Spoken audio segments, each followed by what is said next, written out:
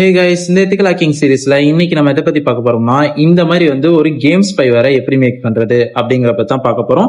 இது எப்படி ஒர்க் ஆகும்னா, யூசரை பொறுத்த வரைக்கும் நார்மலா ஒரு ஸ்னேக் கேம் விளையாடிட்டு இருக்க மாதிரி தான் அவங்க விளையாடிட்டு இருப்பாங்க. ஸ்கோர்ஸ் இன்க்ரீஸ் பண்ண முடியும், அதுக்கப்புறம் அவுட் ஆக முடியும்.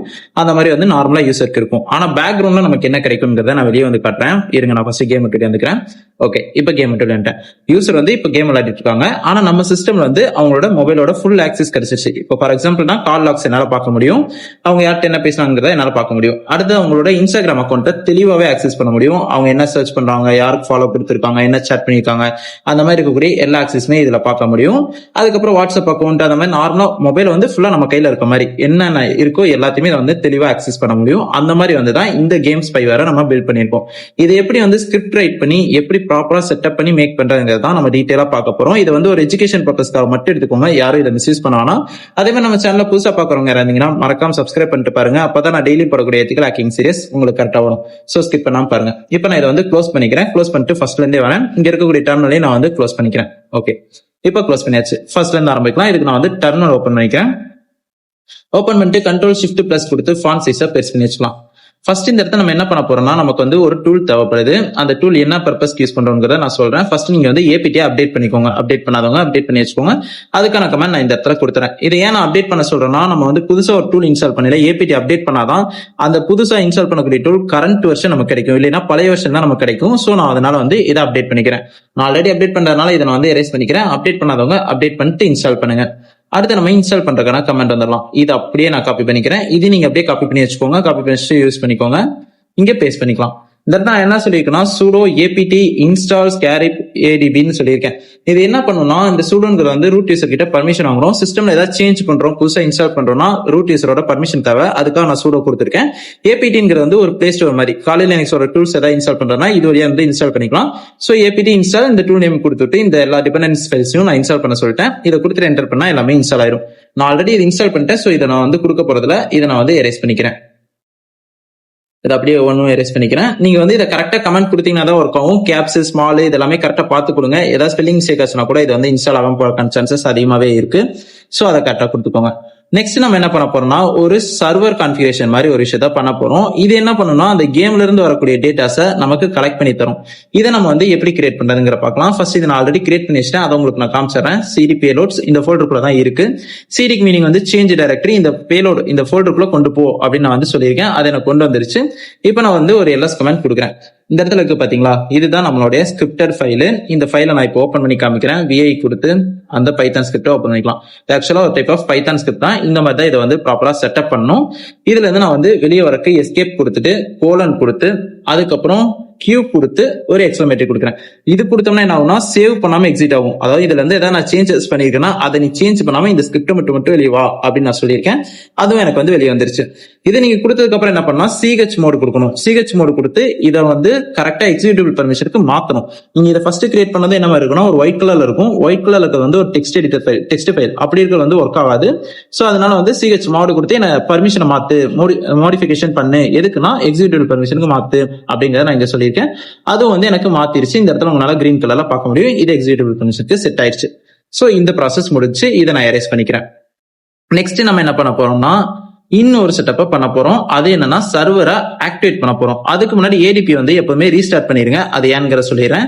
இதை அப்படியே காப்பி பண்ணிக்கலாம். காப்பி பண்ணிட்டு இந்த இடத்துல பேஸ்ட் பண்ணிடலாம். இதை ஏன் நான் இந்த கமெண்ட் என்ன பண்ணா, ஏடிபி ரீஸ்டார்ட் பண்ணும். இது ஏன் நான் இதை பண்ண சொல்றேன்னா, இது ஆல்ரெடி நம்ம ஏதாவது ஒரு சர்வீசஸ்ல இருந்துச்சுன்னா அதை இது கட் பண்ணிட்டு திரும்ப ரீபூட் பண்ணி கொடுக்கும். புது சர்வீஸ்க்கு ஏற்ற மாதிரி ரெடி பண்ணி கொடுக்கும் இந்த கமெண்ட். அப்பதான் நமக்கு இப்போ கிரியேட் பண்ணக்கூடிய சர்வர் கரெக்டா கான்ஃபிகர் ஆகும். ஏன்னா ஆல்ரெடி இருக்கக்கூடாதோட நம்ம திரும்ப புதுசா ஒன்று கிரியேட் பண்ணோம்னா ரெண்டு ஒன்னா ஜாயின் பண்ண ட்ரை பண்ணி கிராஷ் ஆயிரும். சோ அந்த மாதிரி எதுவும் நடக்கூடாது தான் நான் இந்த கமெண்ட் கொடுக்குறேன். இதை நீங்க கொடுத்துட்டு அடுத்த கமெண்டை யூஸ் பண்ணுங்க. இதை அப்படியே நான் எரேஸ் பண்ணிக்கிறேன். எரேஸ் பண்ணிட்டு இந்த இடத்துல இதை காப்பி பண்ணிக்கலாம். இதுதான் அந்த பைத்தான் ஸ்கிரிப்டை ரன் பண்றதுக்கான சர்வீஸ் கோடு. இது என்ன பண்ணா, இது நான் சொன்ன மாதிரி ஆல்ரெடி பைத்தான் ஸ்கிரிப்டால மேக் பண்ணது. அப்படி இருக்கும்போது நமக்கு ஒரு பைத்தான் எமுலேட்டர் தேவை. அந்த எமுலேட்டர் தான் நம்ம இங்க பைத்தான் 3 கால் பண்ணிருக்கோம். இந்த பைத்தான் 3 நேம் யூஸ் பண்ணாதான் இது ரன் ஆகும். இதை கொடுத்துட்டு என்டர் பண்ணிருங்க. உங்களுக்கு சர்வீஸ் ஆக்டிவேட் ஆயிரும். நான் ஆல்ரெடி இதை என்டர் பண்ணி வச்சிட்டேன். சர்வீஸ் எனக்கு பேக்ரவுண்ட்ல ரன் ஆயிட்டு தான் இருக்கு. நான் திரும்ப கொடுக்க போறதுல ஏன்னா திரும்ப கொடுத்தோம்னா கிராஷ் ஆயிரும். சோ நான் இதை எரேஸ் பண்ணிக்கிறேன்.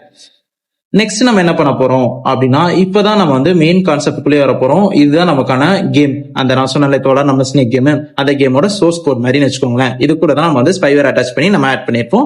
அந்த ஃபைல தான் நீங்க வந்து இங்க வந்து பாக்குறீங்க. திரும்ப ஒரு எல்எஸ் கமெண்ட் கொடுத்து காமிச்சறேன். இந்த இடத்துல பார்க்க முடியும் ஸ்னேக் கேம் டாட் ஏபிகே. ஏன் நான் டாட் ஏபிகே யூஸ் பண்ணிருக்கேன்னா, ஆண்ட்ராய்டில் வந்து டாட் ஏபிகே ஃபைல்ஸ் தான் ரன் ஆகும்.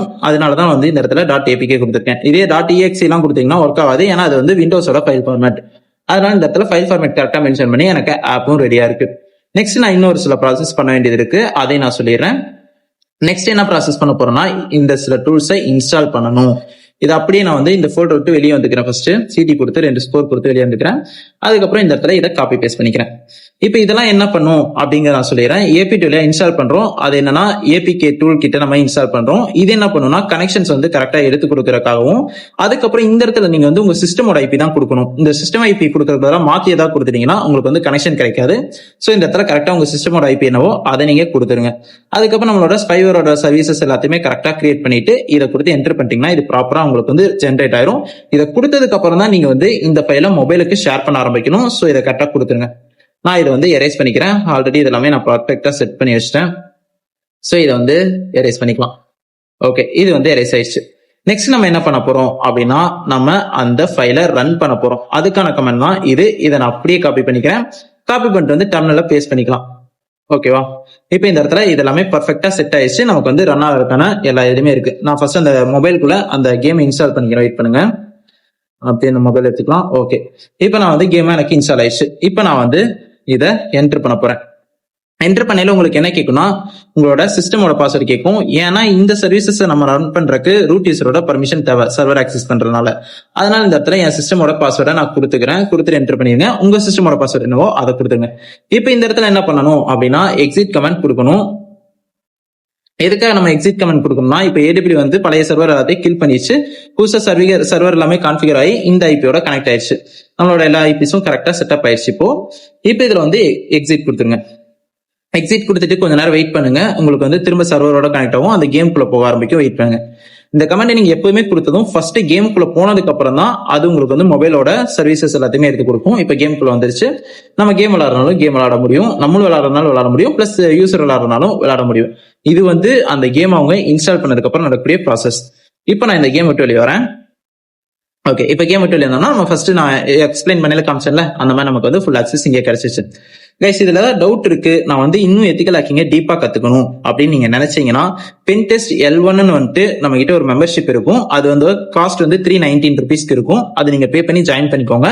அதுல நான் வந்து இந்த கோடு எப்படி ரைட் பண்றது, அதுக்கப்புறம் எப்படி நான் வந்து ஒரு ஃப்ரெஷரா பென்டெஸ்டருக்குள்ள ஜாப் கெட் பண்றது, ஒரு எத்திக்கல் ஹேக்கரா ஆகிறதுக்கு நான் என்னென்ன ஸ்கில்ஸை டெவலப் பண்ணணும், அந்த மாதிரி எல்லா டீடைல் வீடியோஸும் உங்களுக்கு வந்து அங்க கிடைக்கும். நீங்க அங்க ஜாயின் பண்ணி எல்லாத்தையுமே தெரிஞ்சுக்கலாம். அதே மாதிரி இந்த வீடியோல ஏதாவது டவுட் இருந்துச்சுன்னா மறக்காம கமெண்ட் பண்ணுங்க. கண்டிப்பா நான் அதுக்கு ரிப்ளை பண்றேன். நெக்ஸ்ட் எதை பத்தின வீடியோ வேணும்ங்கிறதே கமெண்ட் பண்ணுங்க. அதை நம்ம வந்து மேக் பண்ணிடலாம். அடுத்தது என்னோட இன்ஸ்டாகிராம் ஐடி சொல்லிடுறேன். அதுல இன்னும் ஏதாவது பர்சனலா டவுட் இருக்கு, எனக்கு அதில் ஏதாவது கிளியர் பண்ணுங்க அப்படின்னா அதுக்கு நீங்க வந்து டிஎம் பண்ணுங்க.